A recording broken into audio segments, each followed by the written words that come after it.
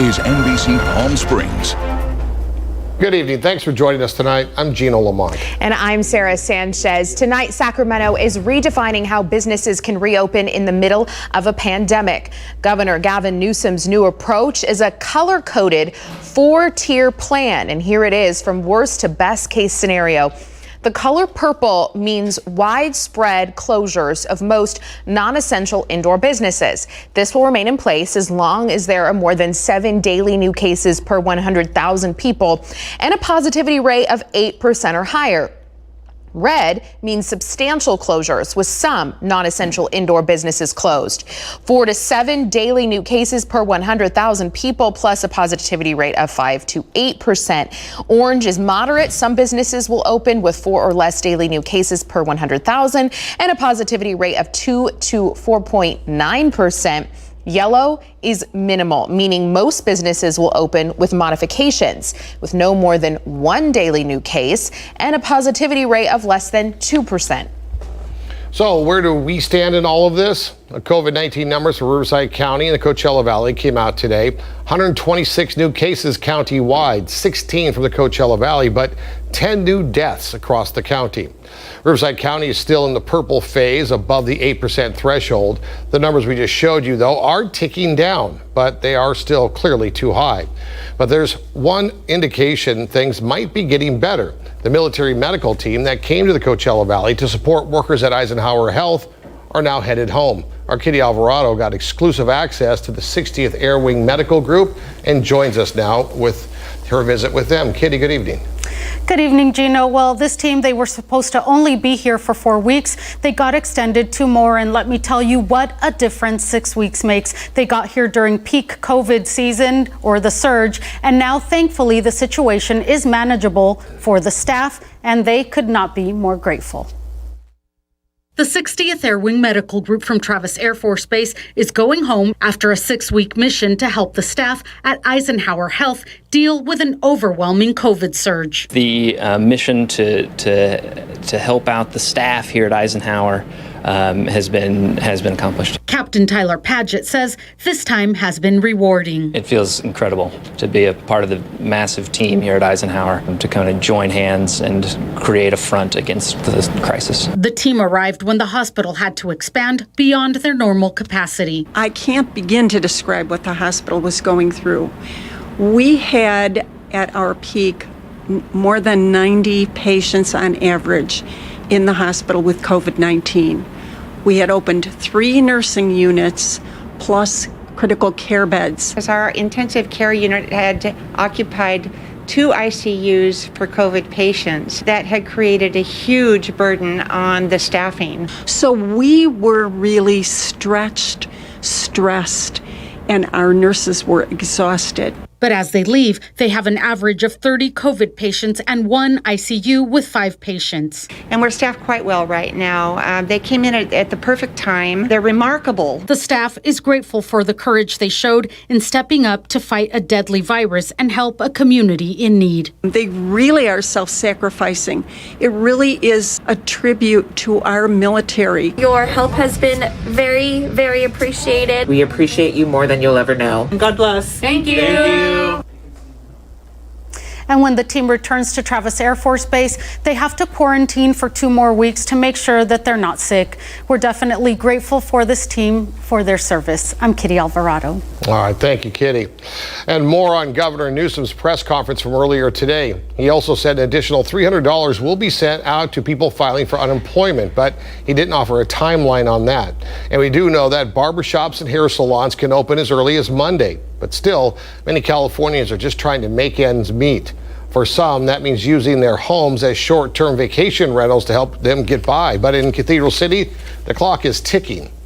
Nico Payne live in Cathedral City, where the council voted to phase out short-term vacation rentals by the end of 2022. Nico, what's the latest on this?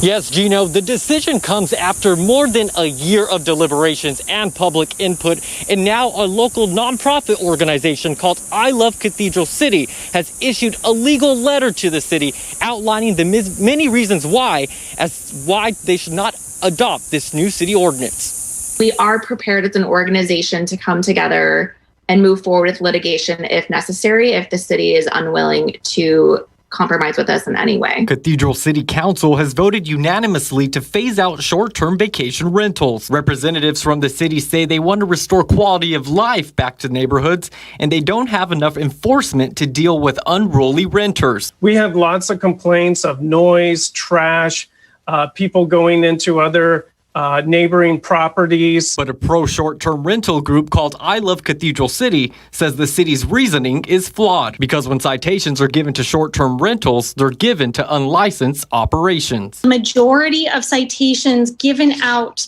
to short-term vacation rentals are given to illegal short-term vacation rentals. We checked with the city on that. They said they don't think that it's true, but were not able to provide us with the data on citations. There are some exceptions to the new ordinance. You can still rent out a single room or casita as long as you remain on property during the rental period. Plus, HOAs also play a role. If you live in an HOA community and that HOA community permits short-term vacation rentals. And as for the owners of short-term rentals, those that are currently a short-term vacation rental will have the 27 months. Those that are trying to become a short-term vacation rental, that's not possible. Cathedral City says one option that is still in play is rentals longer than 30 days. If you're still wanting to maybe capture that snowbird market where the people come down for like 4 months, you can still rent out your home to snowbirds for more than 30 days. Current short-term vacation rentals now have a base year to operate. A second reading of the ordinance will take place on September 9th, and if passed, it will go into effect on October 9th. Reporting live, I'm Nico Payne, NBC Palm Springs. All right, thank you, Nico. And how we do just about everything is changing in the age of COVID, especially for students.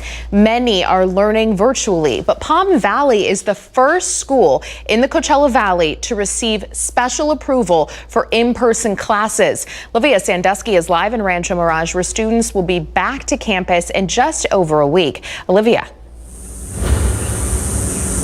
Sarah, the school is making it very clear, though, if students aren't ready to go back to campus, they have that online option still available. But speaking to the head of the school today, he told me this approval has been very well received by the community, and they even had some last-minute enrollments overnight.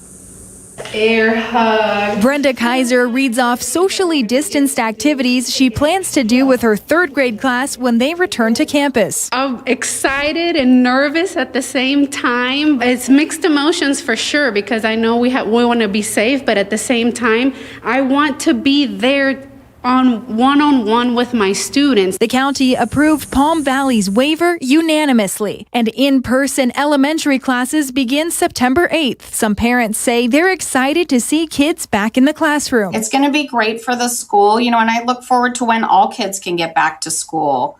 I know it's been difficult for all of us parents, and it's been really, really difficult for the kids. But for those who aren't ready, students can still continue with online classes. We do, of course, have the screening guidelines, and we're keeping cohorts and small and stable. But also we have a high-flex online option where students can stay at home and synchronously be in the classroom. Approved schools are required to follow strict state health guidelines. We're going to be doing 6 feet apart. We are going to be taking breaks to wash our hands. Yes, we are going to be wearing a mask. Staff members say they're excited to be the first Coachella Valley school to return to class. We're pleased to get the waiver. The vulnerability, the eyes on us, we expect that. We welcome the scrutiny. And I hope my kids are happy to be here with me too, and want to come to school as much as I want to be here. Now, the only 2 other campuses that applied for this waiver across the Coachella Valley are King's School and Desert Chapel Christian School. As of tonight, their waiver status is still pending. Reporting live in Rancho Mirage, Olivia Sandusky, NBC Palm Springs. Coronavirus coverage brought to you by East Valley COVID-19 testing site, serving residents of eastern Coachella Valley.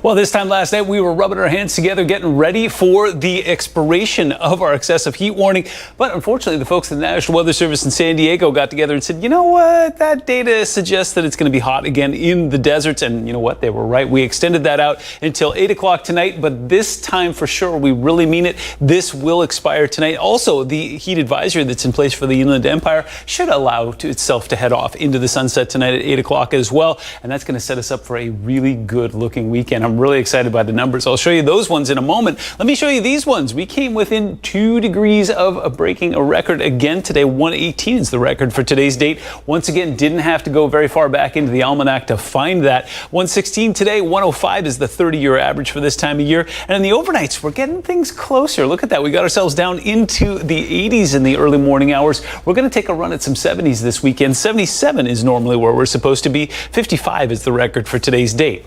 In the meantime, it's still hot out there. 113 is 3 degrees off of that high that we set earlier this afternoon. But for the fourth day in a row, we are tracking a wonderful wind that's coming through from the northwest, sustained about 17 to 20 miles an hour. Gusts get up to about 25, 30 tonight, and humidity back down to 7% as well. As long as it's hot and dry, we can handle it. That humidity that we had last week that had us in the 30, 40, and even 50% range was unbearable, and it looks like it's going to be behind us now. Next 3 days brought to you by Comfort Air shows us getting under 110 on Saturday and then building upon that as we go through the weekend. Not only is it going to be below average on Sunday and Monday, but those overnights are going to ride in the mid to upper 70s. If you are an early riser, you're going to be rewarded both Saturday and Sunday. We're going to take that into Monday as well. Take advantage of this because it looks like high pressure will rebuild again next week, and these numbers are going to go back up. There is a little bit of a caveat. We are tracking the potential for some storms on Sunday. We'll break it down. Your full forecast minutes away. All right, thank you, Mike.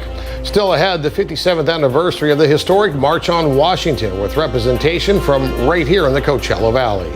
And the Northern California fires nearly wipe out a precious natural resource. We'll have these stories as NBC Palm Springs continues after this.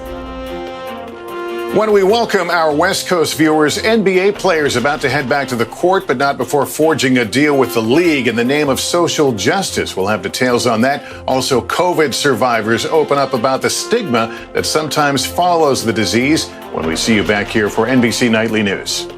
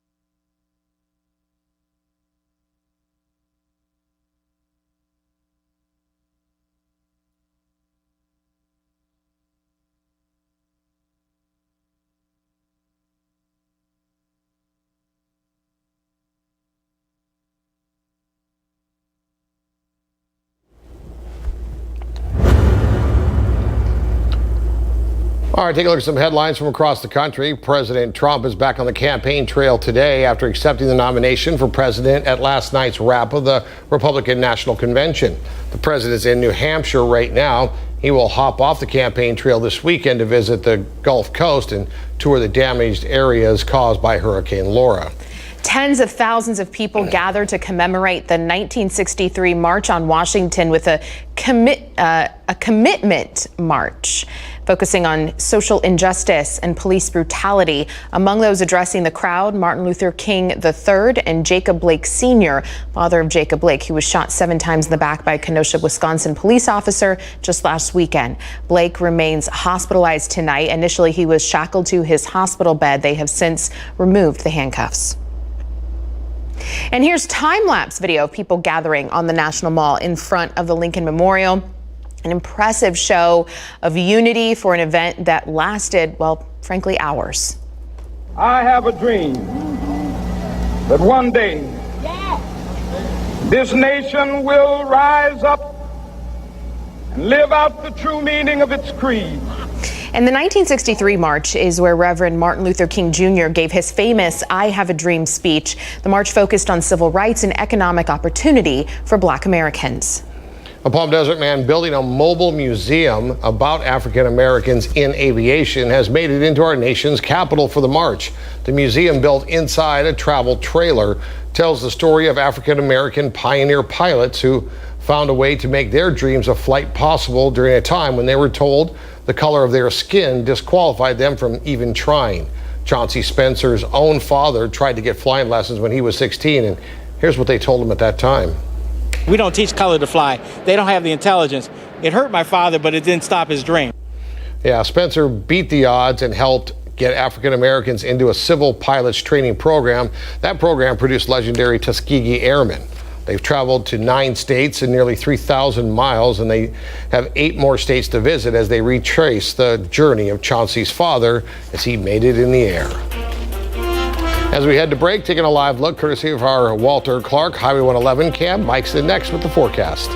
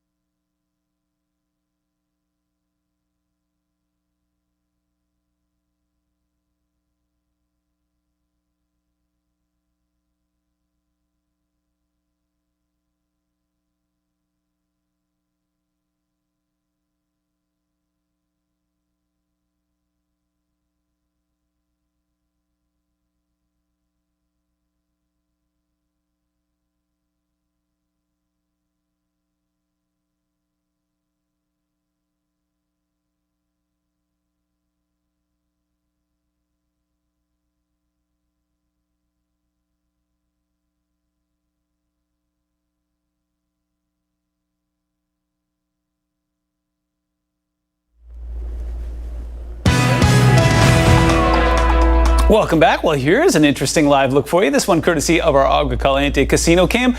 All hail the alto cumulus sitting out there in the sky. Yeah, panning up to take a look at that. A couple times today, it kind of obscured the sun, made you think, uh-oh, a couple times, like we were going to get some mountain storms. Seeing more of that off towards the south here, and that will be one of the hallmarks of the weekend. We're going to take temperatures down, but there will be plenty of moisture out there that could fire off some storms in the mountains Sunday, Monday, and Tuesday. It looks like Monday's our best bet for it, but I'm not going to rule it out on Sunday either. You're seeing some of that storm potential trying its very best. In fact, we got some showers firing right off the coast right now and down towards the Baja as well. Lots of shower activity well off towards our east monsoonal flow doing its thing in Tucson. Phoenix looks like it's getting the afternoon off, but Albuquerque is getting hammered right now. Afternoon thunderstorms, gusty winds, and some hail potential there as well. Here's what we're looking at as we go into the weekend. We put Futurecast into motion. That monsoonal flow will still stay mostly off towards the east, but it will have enough of an influence to keep our dew points riding in the mid-50s this weekend. It's not going to be perfectly dry out there, but it will be a lot better than it has been for most of the month here.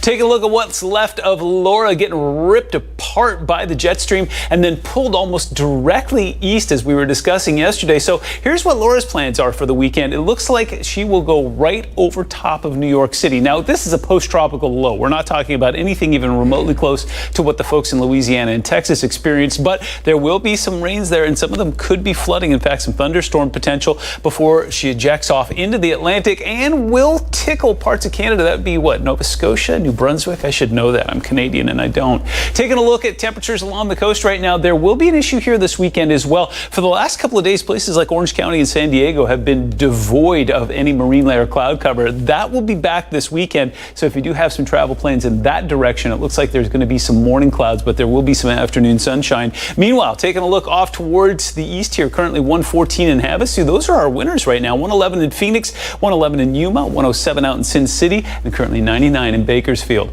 Closer to home, we are hot, 113 in Coachella. Again, that excessive heat warning will expire this time for sure at 8 o'clock tonight. So we're just under 3 hours from watching that go away. 96 in the Yucca Valley, 75 in Big Bear, and currently 90 in Idlewild. As I mentioned earlier, for the fourth glorious day in a row, getting some of that ventilation, sustained winds about 17 to 20 miles an hour, gusts up to about 25 and even 30 along the I-10 corridor tonight. And then around 10, 11 o'clock, just like usual, it will settle down. Winds already back in the single digits in the upper elevations. As we go through this Friday evening, some very efficient cooling puts us back to 90 by 1 a.m. We tuck into the 80s in the early morning hours. And you know what that means? Some of us will actually touch down in the upper 70s on Saturday morning. If you're an early riser and it's been a while since you got out for a walk, a run, a jog, a golf, a pickleball, well, this is going to be your opportunity to do it. 105 by 2 p.m., 108 by 4 p.m., and those dew points riding in the mid-40s, lower 50s. 108 in Palm Springs tomorrow, 109 in Indio. We'll find 101 in Joshua Tree and 76 in Big Bear. Now, here's where it gets better. Watch this. Sunday, 105 is our high. Remember that our average for this time of year is 106, so we're going to spend 2 glorious days below average. We get to touch down in those 70s overnight, both Saturday and Sunday. Take advantage. It's a limited time offer. It looks like high pressure will rebuild next week. Heat returns on Thursday. We will go back above 110 going into next weekend. Hello everyone, I'm Taylor, and this week on Weekly Rundown, I'm showing you some extremely rad teachers catching you up on the life of little Cindy Lou Who. Plus, did you know you can buy just the marshmallows from Lucky Charms? Crazy, I know. This and more when you join me this Sunday after our evening news. I'll see you then.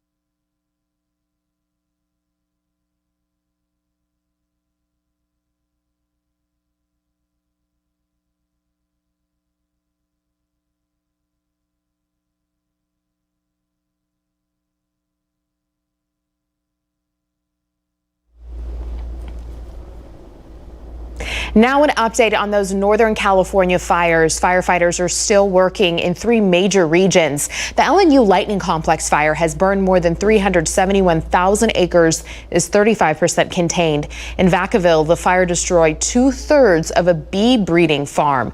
Bees, of course, are vital for pollination. The SCU fire has burned 372,000 acres and is 35% contained. And the CZU fire has burned 82,000 acres and is 26% contained. Hurricane Laura, of course, was a big part of the news this week. The Category 4 hurricane killed at least 13 people in Texas and Louisiana, demolished homes and businesses across Lake Charles, Louisiana, and left hundreds of thousands of people without power in Louisiana, Texas, and Arkansas. The work of rebuilding is just beginning. As we head to break, a reminder, you can watch any part of this newscast or any other NBC Palm Springs newscast by using your smartphone camera. Just scan this QR code, the one you see on your screen, and you can watch us on the platform of your choice. We're streaming right now on Facebook and YouTube. We'll be right back.